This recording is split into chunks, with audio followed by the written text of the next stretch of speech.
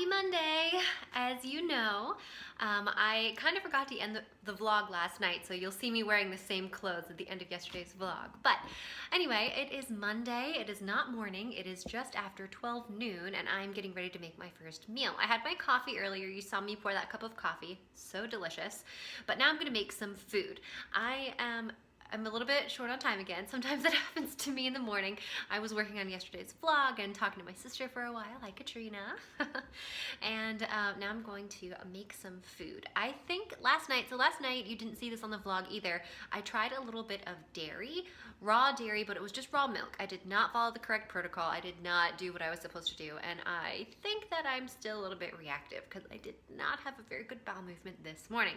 It was not awful, but it was definitely looser and not well formed, so I'm gonna take a step back again, go back to some easier foods and not worry about the dairy. I am going to, at some point in time in the near future, begin fermenting my first raw dairy product so that it's ready to go when I do have the ability to try some dairy again. I'll have to go back and look at my list of when I'm allowed to reintroduce foods and what schedule. So I'll do that. I'll take you along later. Maybe we'll look at the book together. But anyway, for now, I am going to make a big scrambled egg mash. I'm just gonna do a tiny bit of that pork left over. I'm gonna throw that in there with scrambled eggs and whatever else I've got lying around in my fridge. Yesterday, Sunday, was so much fun. We did not go grocery shopping. We usually go grocery shopping on Sundays. We just hung out and it was great. So scrounge around what I've got in my fridge. I'll throw some food together. It'll be delicious, I'm sure. So here's what I've got left in my fridge. A yellow bell pepper, some of my red onion. I had some sweet potatoes that I cooked, so I'm gonna just chop that up, dice that and throw it in there. I've got 2 eggs over here, some avocado, some sauerkraut, some fermented veggies, and then some leftover pork. So I'm just going to dice this all up and toss it in my pan and scramble it together, and I'm pretty sure it's gonna taste fantastic.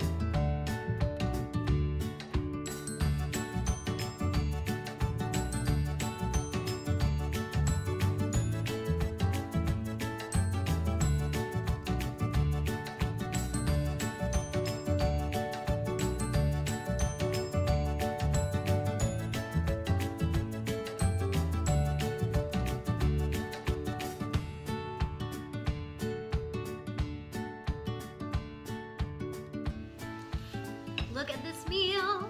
It looks amazing. Actually, it doesn't look that appetizing, but it smells amazing. It's gonna be fantastic. So I'm gonna eat this, and then I will head over to my office and see some clients for the afternoon and come back to the house a bit later. Oh, I love it. All the different textures. Very good.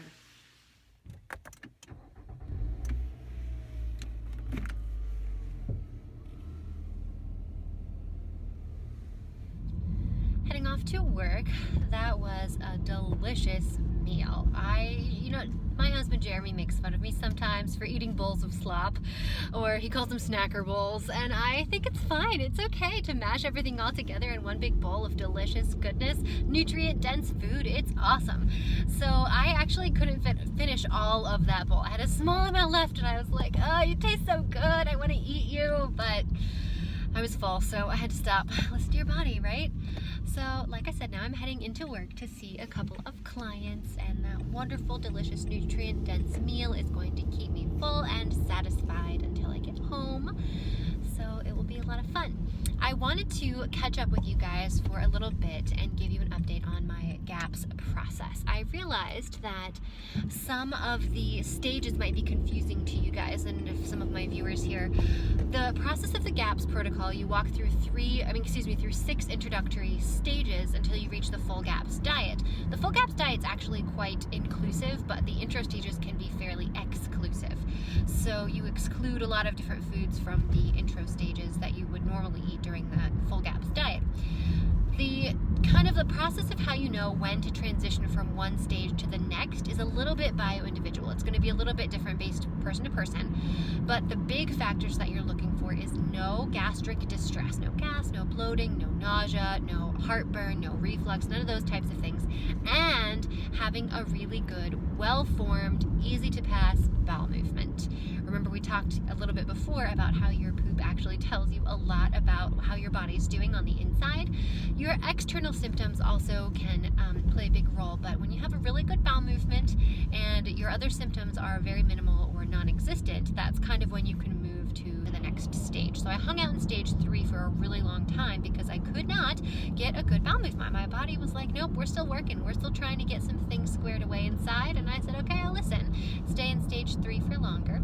Some people stay in each stage for a day or 2 or 3 days, and some people have to be there for 2 or 3 weeks. It really just depends on your own body. So listen to your body. If you have not been having good bowel movements and you're in one stage, stick in that stage for longer. Let your body rebalance itself. It will definitely get there over time. For me, the only really external symptom that I had was sometimes having not very often bowel movements. I had that little spot of eczema that I talked about before, but honestly, as soon as I stopped eating dairy, it completely went away.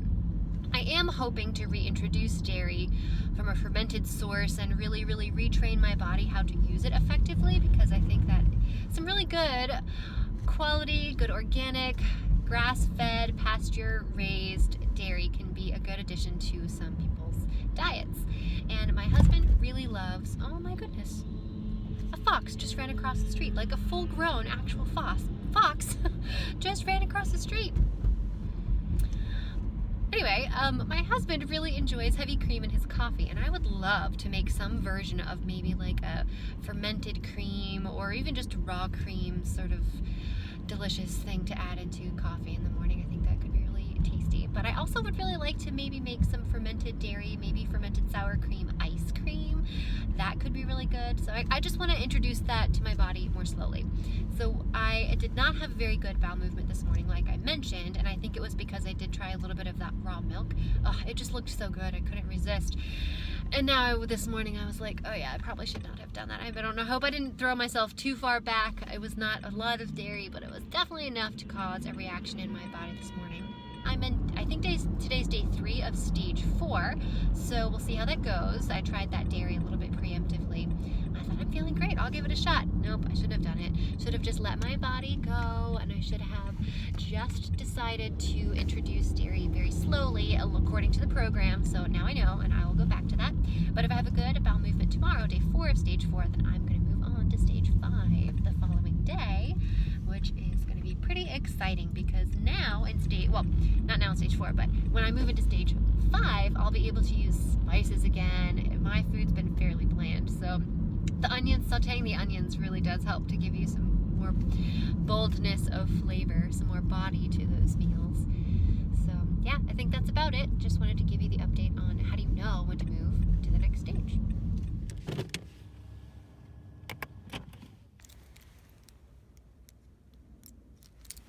Okay.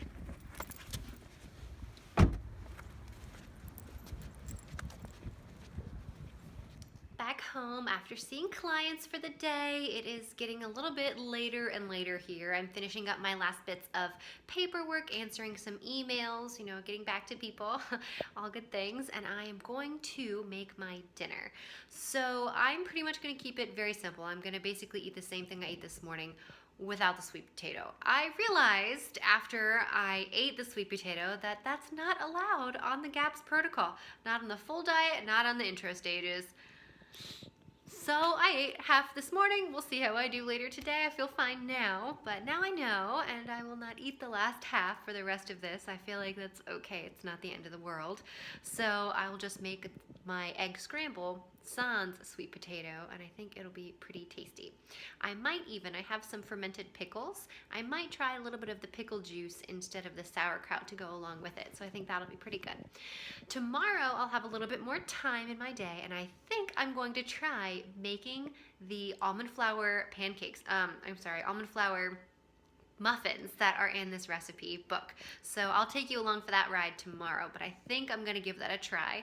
It should be pretty good. I don't know what I'm gonna spread on it. I'm not doing butter right now. Maybe I'll spread baking grease on it, maybe coconut oil.